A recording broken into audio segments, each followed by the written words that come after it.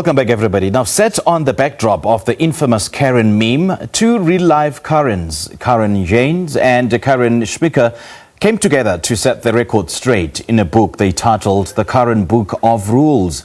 The read features humorous but interactive chapters such as describing the origin of Karin, an interactive quiz that determines whether you are a Karin, as well as whether it's rude to call someone a Karin, to mention just a few.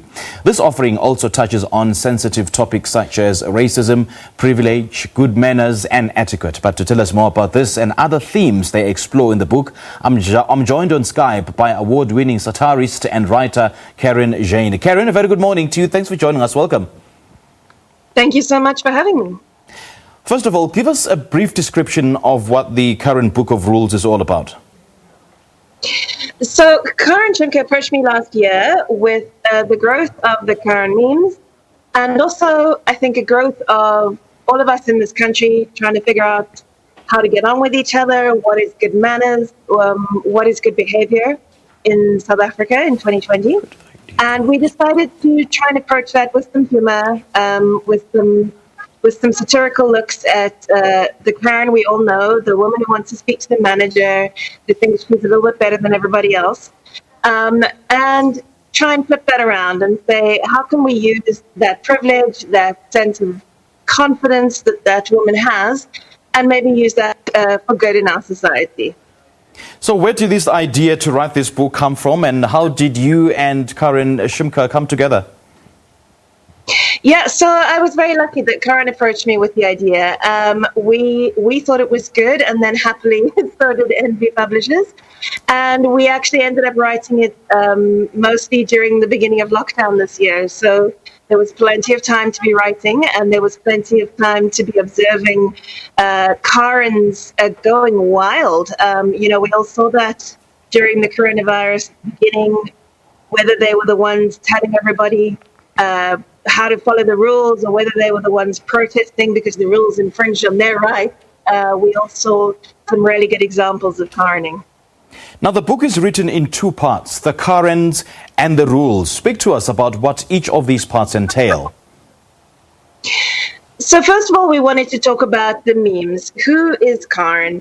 Why is the stereotype of the white, middle-class, middle-aged woman who interferes, why is that really taken off and captured the public imagination? And how can we reflect on our behavior? How can we reflect on our interactions with other people? And then the second part was looking, as I said, what are good manners? Especially in a country with so many different cultures, different backgrounds, people maybe see behavior differently. Are there some basic general rules about just being a decent human being and giving people a bit of the benefit of the doubt that we could encourage people to follow? You know, Karin, I quite like how the book sort of describes the different Karins, but then you so beautifully unpack the Karin backstory in the chapter Karin and Origin Story. Just paint us a picture of, if you can, of who Karin is. So Karin is definitely, as I say, this middle-aged, middle-class white woman who thinks that she knows best. She, obviously the big stereotype is wanting to speak to the manager. We've seen a whole lot of videos circulating about these Karins telling everybody else how to behave, telling everybody else what they should be doing. And it originated online, partly through a man on Reddit complaining about an ex-wife, Karin, and then very much took off on Black Twitter.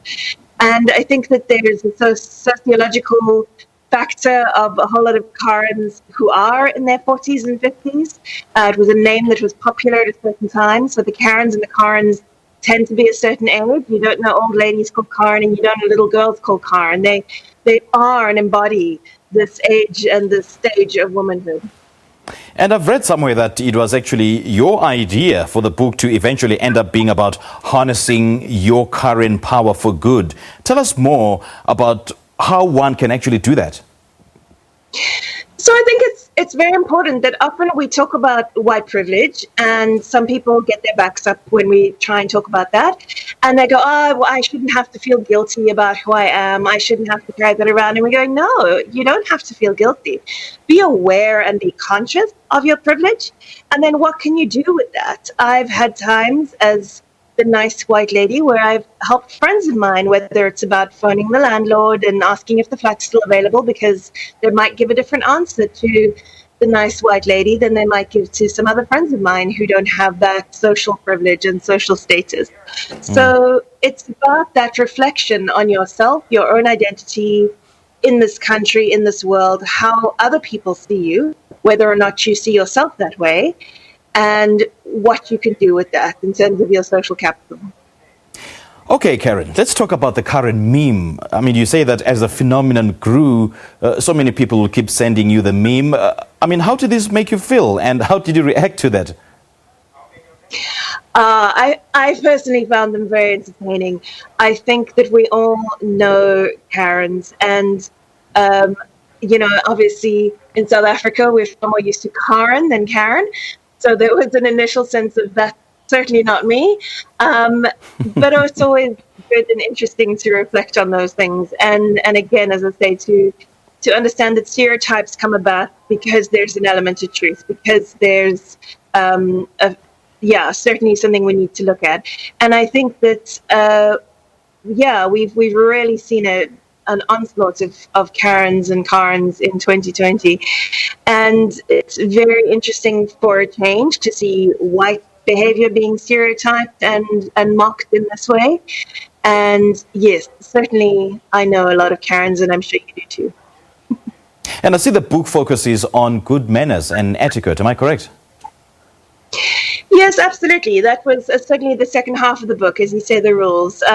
We tried to break down some very simple ways. Again, we all have different sense of what good manners is.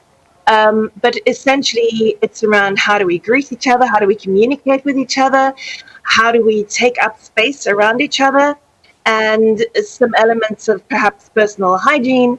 Manners can be considered old-fashioned or maybe not that hugely important to society, but essentially their function is to make our interactions easier, make our ways through the world easier. Both of my teenagers have in fact said to me over the last few days, why are people so horrible to service workers, to the cashiers? That we all see this bad manners and bad behavior, and that actually it doesn't cost a lot to be a bit nicer, especially on first interactions, on first meetings. There's a time and a place to lose manners when there's real things at stake and big issues that we need to engage with. But when it's just those small casual interactions, it really costs us nothing to be a bit nicer. And just speaking of bad manners, I mean, how did you manage to carefully touch on, what may be deemed as sensitive issues without actually coming across as being offensive? I have a whole chapter there also about being offended. I think that that's where hopefully the satire and the humor comes in.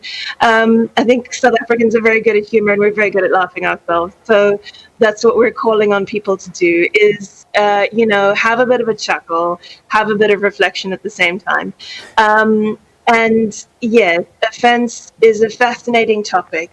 And I think, often we're offended by very surface level things.